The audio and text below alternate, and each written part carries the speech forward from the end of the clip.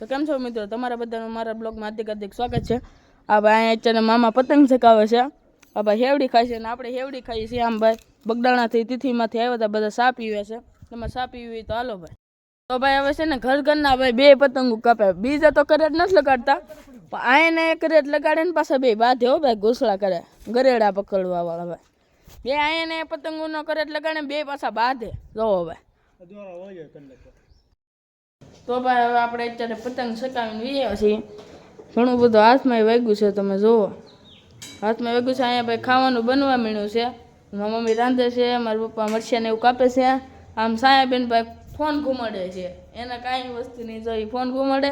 આપણે પતંગ ચકાવીને વીએ હવે દીવાબત્તી કરી નાખી, પછી જમી લઈએ હવે આપણે। તો ભાઈ હવે આપણે અત્યારે જમી લીધું છે। અહીંયા આપણા સાયાબેન જોવે છે ટીવી, મારા મમ્મી બેઠા છે। તો તમને બ્લોગ સારો લાગ્યો તો લાઈક, શેર અને સબસ્ક્રાઈબ કરવાનું ભૂલતા નહીં।